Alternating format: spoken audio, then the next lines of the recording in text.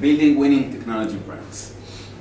Let's start by the most common question that we'll ask. What is a brand anyway? Why do I need it? So there's a lot of answers to it, of course, and basically what we like to say, think about a brand as the vehicle you're driving in. It's the same old you.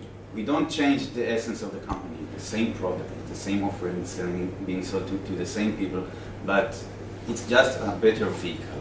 And you know, it's, let's say, easier to get attention when driving a Maserati comparing to, I don't know, old Subaru. So think about it as a power multiplier.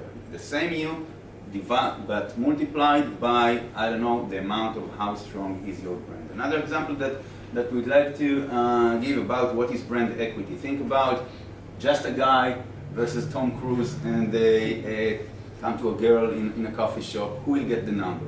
Now, they're the same, they're people, and the girl doesn't know any one of them, but Tom Cruise has something this guy doesn't tell, and this is brand equity, okay? And this is really what branding is all about. It is tangible value that is associated with the product, Tom Cruise, or service, and has a real monetary value. And this is the holy grail of branding. So how do we get that? B2B works exactly the same way as B2C, maybe even more. This is a shocking, I think, fact that we got a while ago. It's a huge research that was done by Google, and they checked emotion connection to brands.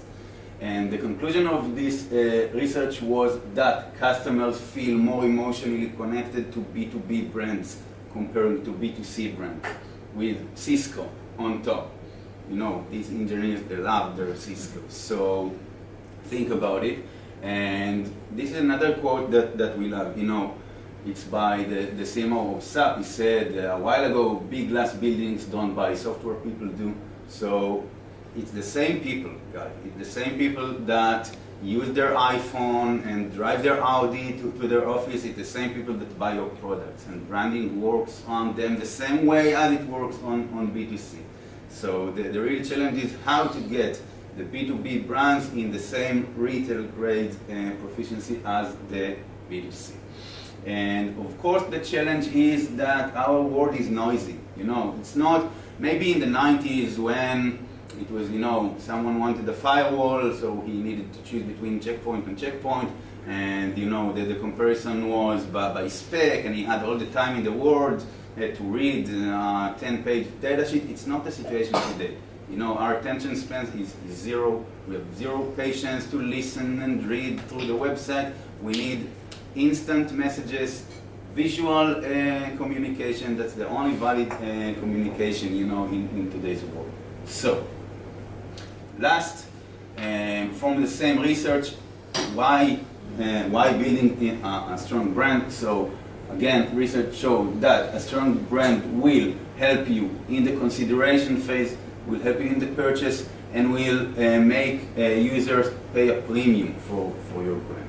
So the question is, how do we build a brand? So any good brand starts with a premise. It has unique selling proposition. This is the holy grail of a brand. This is what we're trying to do. This is the offering that differentiates us from our competitors. Now, if we break it into the elements of a USP, because this is a buzzword that everyone likes to talk, so we like to divide this into two elements. One element of the USP is the positioning. Which position do I want to occupy in the mind of my customer? And the other one is the claim. Which claim am I making to seize this position? An example. Let's go back to the battery example. Back in the, I think, 70s, when Energizer did the bunny, they realized that the parameter, the criterion that is most important for most people that use batteries is durability. You want it to last longer. So they seized this, they managed to seize this durability position by making the claim, keep going. By the way, the bunny is the creative that conveys this claim that need to seize this position. All right? So this is the architecture of a USP. Now we're gonna go a bit deeper and and explain the logic behind it. So the third question we get when diving into the process is, wait, how can I pick one? The product is so great, it has all these features, and it's fast, and it's robust, and it's reliable, and everything is true. And especially in B2B, where the product is not simple like battery. Battery is just power source. Okay, that's it. That's all it does. In B2B, our products are they have so many features, so many benefits. So how do you pick one? Now, this is another thing that we always say, and I think maybe it's the most important. If you need to take one thing from this presentation, take this slide. Messaging in tech, especially in tech, has hierarchy, which means on top of, it's like a pyramid. On top of your messaging is the USP, this one thing. This one needs to be very clear. Like Energizer is about durability, McDonald's is about health consciousness, Apple is about chicken design, okay? So this always needs to be one, and this is the message that leads your entire brand. But below the USP you have all the other messages, all the fast and reliable and durable and all that. It's what we call secondary messaging. We like to also divide the messaging between what is called core messaging. It's the claim a bit opened, but still not all of the data sheet, and then all of the secondary messaging, all of the other awesome stuff that we do. Now, the interesting fact is that this messaging corresponds actually to the buying funnel of the client, and this is important because think about clients in the top of funnel. They're still in the awareness stage, they still don't know you, it's very noisy out here, and that's why you always need to use a very concise and singular message. And that's it, always remember this correlation between the stage where the client is in the buying process and the messages that we're trying to convey. A lot of times we ask, but wait, are salespeople in? So, salespeople are here, okay? Salespeople are in the last point of the buying funnel. They have a client that already reserved an hour or something to listen to all of their messaging. So this is really the last stage of the process, and your brand should take you here. But when building the brand, you don't need to think about this place. You need to think about this. All right. An example. Take the Glenlivet, for example. A good whiskey.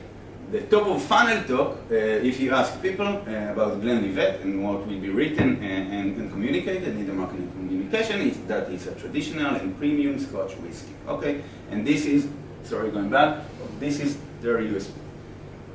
Now, if you go to a wine store or something, or their distillery, they will tell you about, and this is the mid to bottom top, they will tell you about the combination of cask type and the second fill and American oak and all that stuff that they probably tell you. But once again, nobody remembers that stuff. But people do remember that it's a premium Scotch whiskey. Once again, always think about this one thing that leads your entire messaging hierarchy. Okay. Oh. So, there are like 3 golden rules, very high levels of what is a good USP. The first one, it needs to be unique. You need to try and find something that you're unique and you're providing that your competitors can't. B, not less important, it needs to be relevant. A lot of time we can find a unique feature that we have. For example, I'm a cybersecurity company and my UI is super friendly and beautiful. It's not that relevant. So it needs to be both unique and relevant. And number 3, perhaps the most important one, it needs to be believable. It needs to be tied to something core in your product offering. Otherwise, you're losing the credibility. And if you do it right, you're winning one of the most important assets of marketing. This is reason to believe. People will believe. So this is very high level. Now, I want to dive a bit deeper to how forging a USP, and this depends a lot about the stage in which your company is in.